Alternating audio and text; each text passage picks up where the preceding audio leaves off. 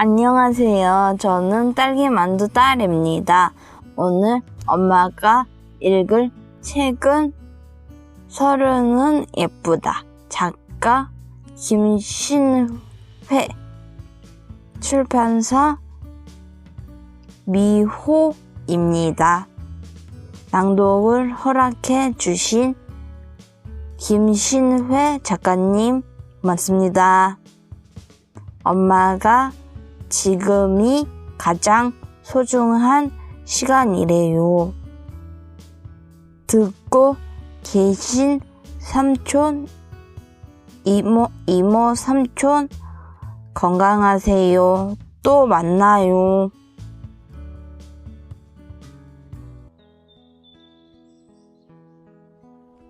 안녕하세요. 딸과 함께 책 읽는 엄마, 딸기만두입니다. 오늘 제가 읽을 책은 김신혜 작가님의 서른은 예쁘다 입니다. 작가님은 방송 작가 출신이세요.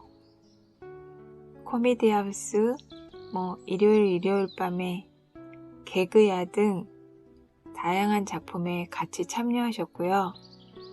이 작가님의 저서로는 서른엔 행복해지기로 했다. 그래도 연애는 해야 하니까 아무것도 안 해도 아무렇지 않구나. 보노보노처럼 살다니 다행이야. 여자는 매일 밤 어른이 된다. 도쿄 싱글 식탁. 모든 오늘은 떠나기 전날. 남의 사랑 이야기. 가장 보통의 날들. 그리고 오늘 읽을 서른이 예쁘다 등이 있습니다. 요즘 제가 이런 나이가 타이틀이 되어 있는 책을 고르는지는 모르겠으나 지난 시간을 추억하고 싶다거나 아니면 시끄러운 요즘 나라도 제대로 나이 먹는 어른이 되어야겠구나 싶어서 그런 것 같아요. 그리고 제 딸아이가 점점 익어가는 나이를 괜찮다 말해주고 싶은가 봐요. 이전 영상에서도 작가님이 말했듯이 나이의 앞자리가 바뀐다고 크게 달라지는 게 없잖아요. 그런데 그렇게 와닿는 어느 부분이 있는가 봐요. 뭔가 새로 시작한다는 것은 설레임을 주잖아요. 20대, 30대, 40대, 50, 60, 70, 80, 90. 90이 되어서도 같은 것 같아요. 얼마 전 저희 할머니는 96세에 하늘나라에 가셨어요. 집에서 계시다가 아프지도 않으셨고 편안히 주무시듯이. 그런데 그 할머니가 그 연세에도 매일 단정하고 깔끔하고 여성스럽게 그러고 계셨어요. 아침마다 거울을 보시면서 단장도 하시고요. 그러니 우리 무엇이든지 선입견과 잣대는 되지 말았으면 하고 바라봅니다. 서른은 예쁘다. 무엇이든지 새로 시작할 수 있는 나이. 작가 김신회, 출판사 미호.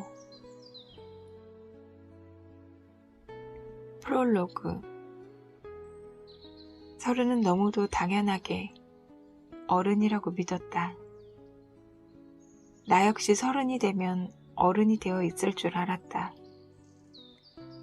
그때가 되면 모든 고민을 나만의 지혜와 통찰력으로 해결할 수 있을 거라 생각했고, 줄곧 꿈꿔왔던 직업과 외모를 가질 수 있을 거라 믿었고, 누구보다 어른다운 어른의 모습으로 깨끗하고 맑고 자신있게 살고 있을 거라고 자신했다. 하지만 현실은 그리 상냥하지 않았다.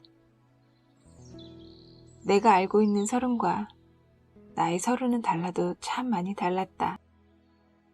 지혜와 통찰력, 결단력과 안정이라는 말은 책에서나 나오는 나와는 상관없는 단어들. 분명 어른이 되어야 했을 나는 여전히 사소한 일로 헤맨다.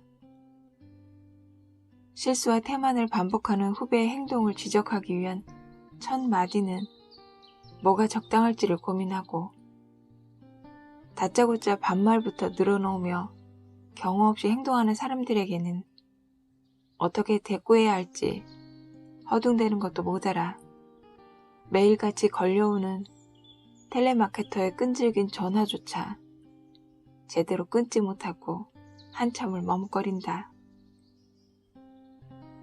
사회생활을 10년 넘게 해온 사람치고는 어설프기만 한 이 모습은 내가 상상했던 서른 또는 어른의 모습이 아니었다. 철들려면 아직 멀었다는 말로 얼버무리기에는 한심함과 답답함이 먼저 터져나오는 현실. 나는 그 안에서 늘 어리둥절한 채 떠밀리듯 살고 있다. 여자들에게 있어 서른이란 말은 더욱 복잡한 의미를 지닌다.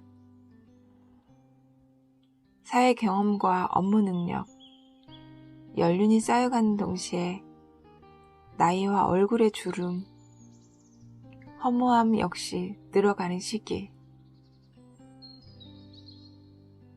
아름다움과 생기는 점점 멀어져 가고 현실은 더더욱 팍팍해지고 이런 마음을 알아주고 감싸줄 딱 한 명의 남자도 좀처럼 나타나지 않는다. 남들 하는 만큼 공부를 했고 취업을 위해 애썼고 열심히 일했으며 몇 번인가의 시큼달큼한 연애도 경험했는데 왜 이렇게 아무것도 가진 게 없다고 느껴지는 걸까? 그래서 서른 무렵의 여자들은 늘 막막하고 외롭고 서글프다. 그래서 가끔씩 이렇게 중얼거린다. 내가 꿈꿔온 서른은 이게 아니었는데. 하지만 애초부터 우리의 꿈이 틀린 건 아니었을까? 우리는 서른이라는 단어에 너무나 많은 의미를 부여하진 않았는지. 그저 30이라는 숫자를 뜻하는 이 단어에 통찰력과 이성, 지혜와 여유, 재력의 평생에 반려자까지 올려놓고만은 우리는 그래서인지 유난히 부대끼는 마음으로 서른을 맞는다. 왜 그때가 되면 번듯하게 자리를 잡아야 하고 모든 사안에 지혜로워져야 하는지 그 이유를 알지도 못하면서 무작정 그렇게 되어야 한다고 종교처럼 믿고 있다. 주위를 아무리 둘러봐도 서른에 걸맞게 사는 사람은 얼마 없는데 우리는 잊지도 않을 올바른 서른을 꿈꾸며 하루하루를 한숨으로 보내고 있다. 여기 그렇게 고민하고 헤매며 살아가는 서른 언저리 여자들의 이야기가 있다. 서른은 되었지만 어른은 되지 못한 우리가 되풀이하고만은 혼잣말을 그리 자랑스럽지 않은 일상의 조각들에 섞어 서툴지만 솔직하게 창피하지만 용기를 내어 펼쳐보았다. 쓰는 동안 30번 정도 한숨을 내쉬었고 서너 번의 눈물을 흘렸고 셀 수 없을 만큼 미소를 지으며 남모를 추억에도 잠겼다. 이 글을 읽고 있는 여러분도 비슷하리라 믿는다. 우리는 서로 다르지만 결국은 많이 닮아 있으니까. 똑같은 고민으로 밤잠을 설치고 빤한 일로 매번 방황하다가도 언제 그랬냐는 듯이 다시 일어서는 사람들이니까.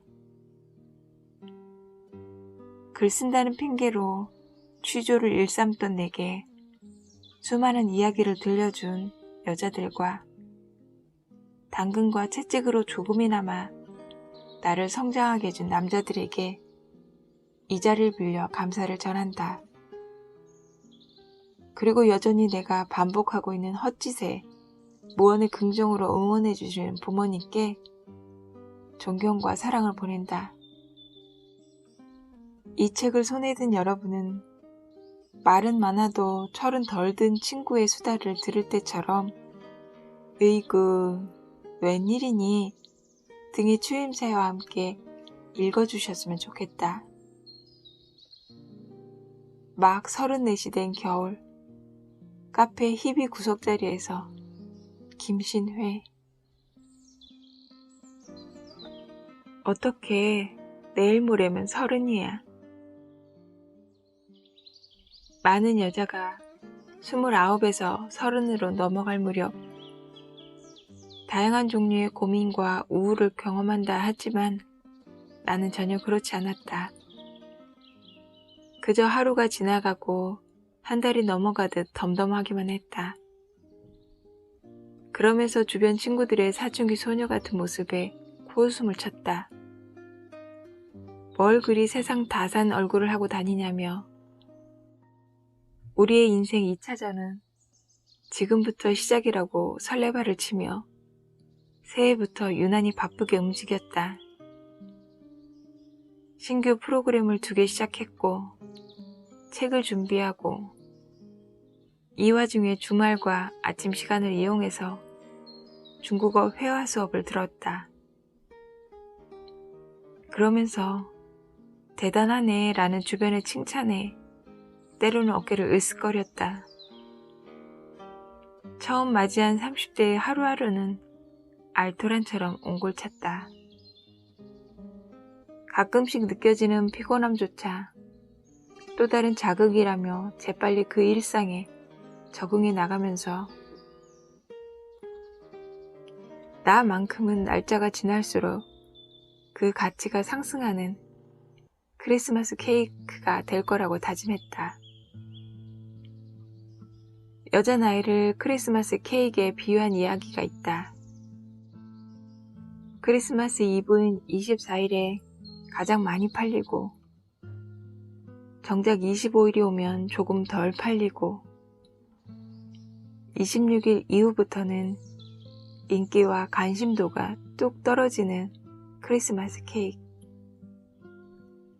결코 내키지는 않지만 팔린다는 단어를 결혼 또는 남자로부터의 관심으로 치환해보면 씁쓸하지만 공감이 가는 건 사실이다. 20대라는 탄탄대로를 걷다. 하락 일로의 출입구인 30대로 들어서는 나이. 29. 그 무시무시한 지옥의 입구에서 두려움을 느끼지 않을 사람이 어디 있을까? 하지만 겁 없이도 나는 그렇지 않을 거라 믿었다. 나이를 먹을수록 매력이 묻어나는 여배우 제인 버킨과 장만옥처럼 나만의 관록을 뿜어내는 여인이 되기 위해 매일같이 노력할 거라고 결심했다.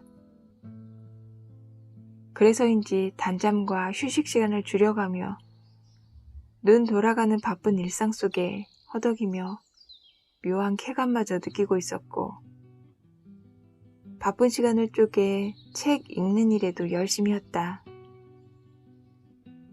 그쯤엔 대한민국의 반이 읽은 베스트셀러였음에도 한 문장 한 문장 넘어가는 게 힘든 소설을 읽고 있었다. 인내심을 갖고 읽어봐도 도대체 뭐가 재미있는지 모르겠던데 주변 사람들은 만날 때마다 그 책 얘기를 했다. 왠지 분한 마음에 그날 밤도 책을 들고 침대 위를 뒤척였지만 아무리 생각해도 더는 못 읽겠다 싶었다. 아휴, 됐다. 며 방바닥으로 책을 휙 던져버리며 퍼뜩 든 생각.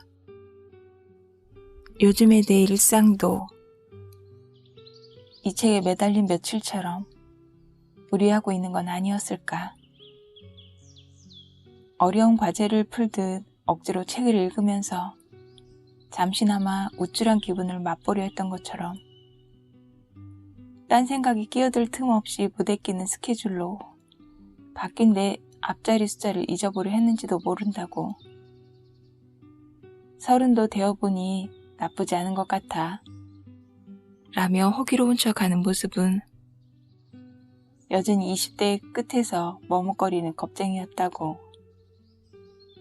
뭔가에 얻어맞은 것처럼 멍한 머리를 흔들며 침대에서 일어나 일기를 썼다. 이제 그만 내가 30이라는 사실을 받아들이자. 일을 줄이는 대신 여가 시간은 더 늘렸다. 오랫동안 못 만났던 사람들과의 모임을 꾸리고 헤어스타일을 바꾸고 평소 안 입던 옷도 쇼핑하고 짧은 여행도 다녀왔다.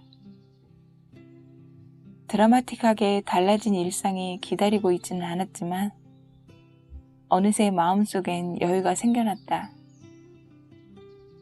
그렇게 느슨해진 시간을 보내는 사이 내가 그토록 두려워하던 30이 별게 아니었다는 사실도 알게 됐다.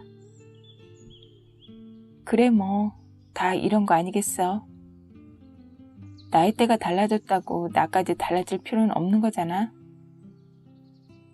그저 이제껏 그래왔던 것처럼 자연스럽게 살면 될 것을 왜 그렇게 스스로를 달달 볶고 몰아세웠던 걸까? 30을 맞이한 여자들은 터닝포인트를 꿈꾼다. 연애든 결혼이든 일이든 자기 자신이든 20대와는 다른 모습을 만들어내야 한다는 일종의 강박을 경험한다. 마음은 급한데 확 달라진 일상은 다가오지 않는 현실.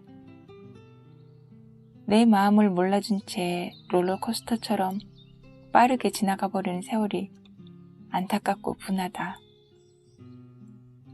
하지만 걱정하지 말기를. 시간이 지나면 우리는 어느새 나이에 알맞는 사람이 되어 있을 테니 뭔가에 늘 쫓기는 것 같던 20대에 비해 30대의 막내로서의 신선함을 조금 더 유지하고 싶다는 희망을 갖게 될 테니 그러다 보면 31살로 넘어가는 그 캄캄한 밤도 그다지 나쁘지 않은 하루가 될 거다. 그날은 둥근 달을 보고 이렇게 빌어보는 거다. 제가 비록 나이는 31가 되지만요. 얼굴이랑 마음만큼은 20대로 보이게 해주면 안 될까요? 30. 다시 사랑할 수 있을까?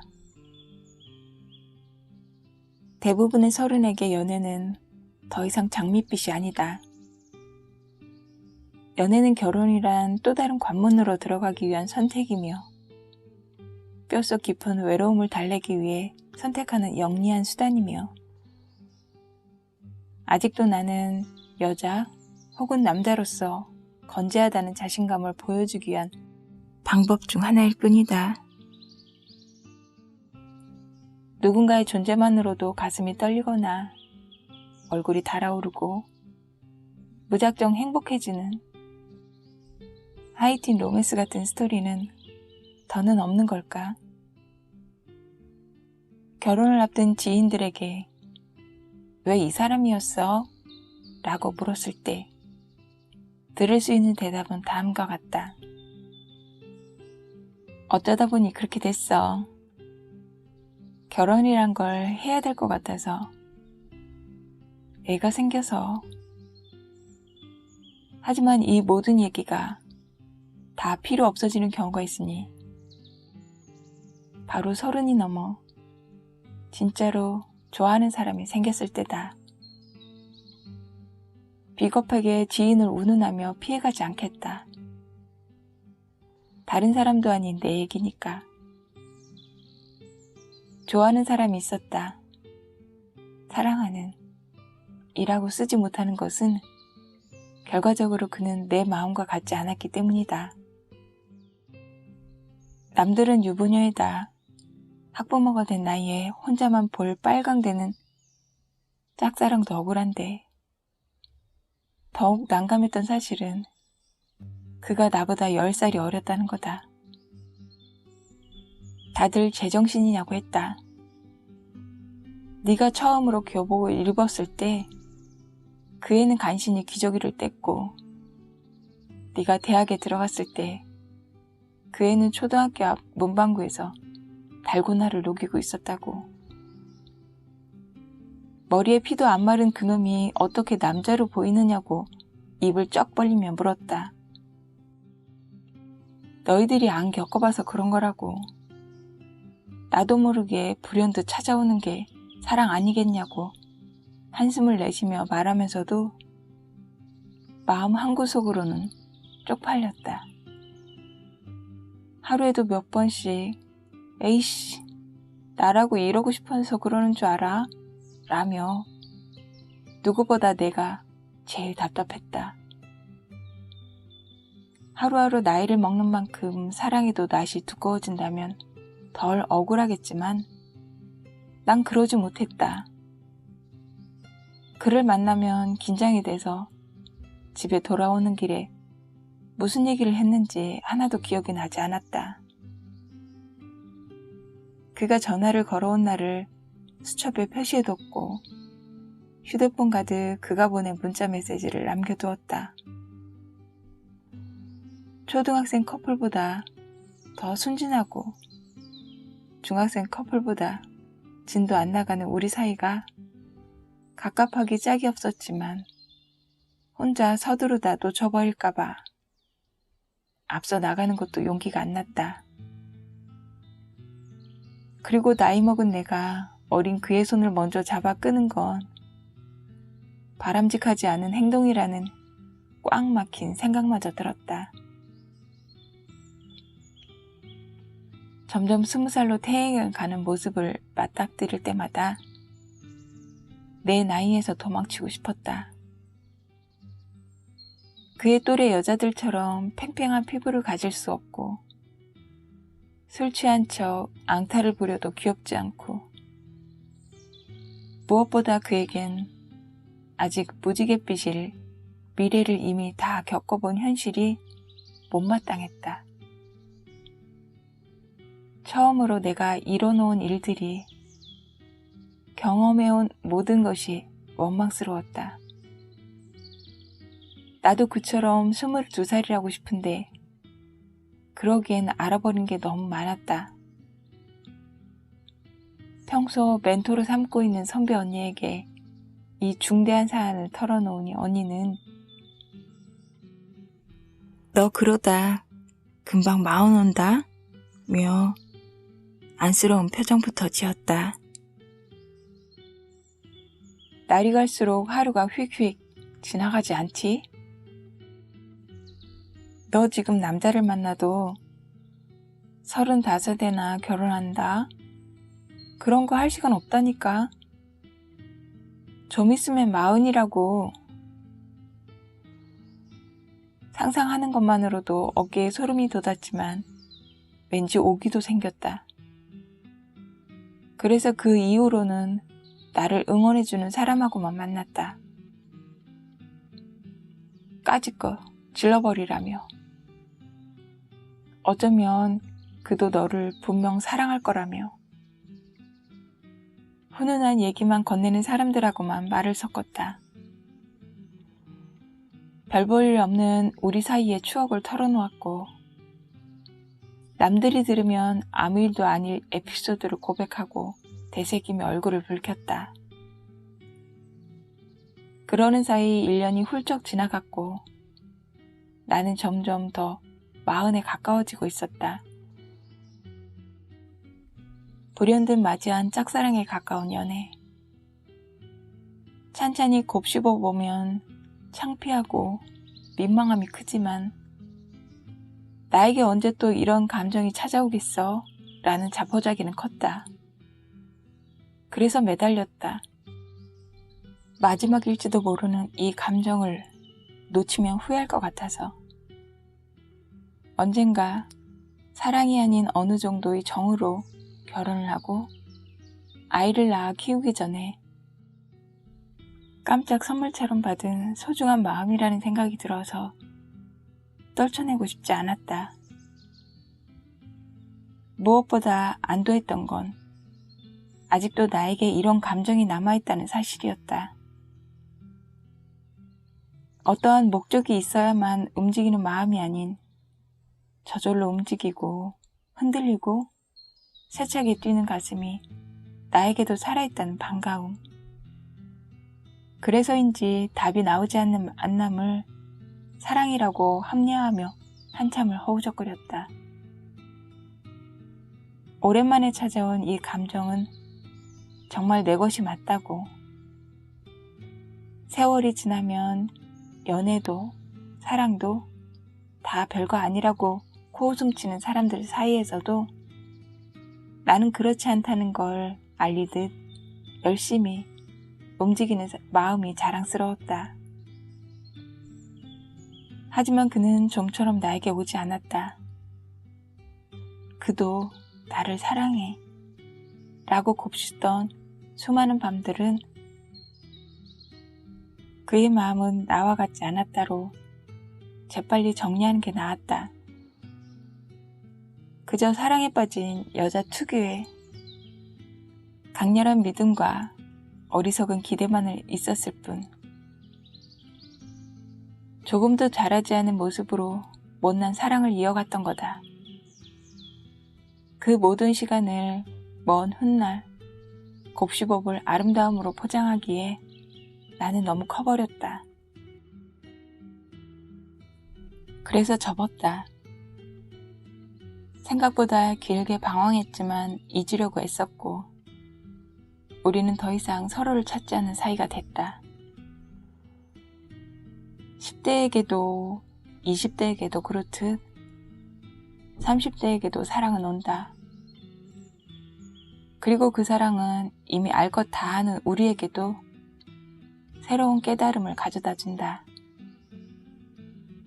나이가 차고 경험이 늘어도 좋아하는 사람 앞에서는 한없이 작아지는 게 사람이라는 것을 제법 꽉 찬 나이도 그동안 차곡차곡 쌓아온 커리어도 사랑 앞에서는 털끝만큼의 힘도 없다는 것을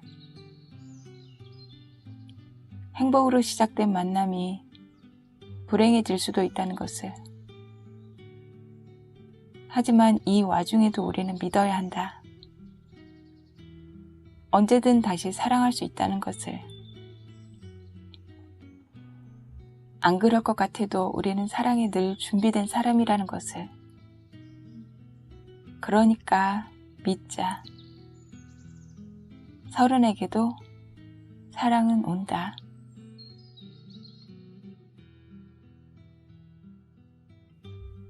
서른은 예쁘다. 오늘은 여기까지입니다.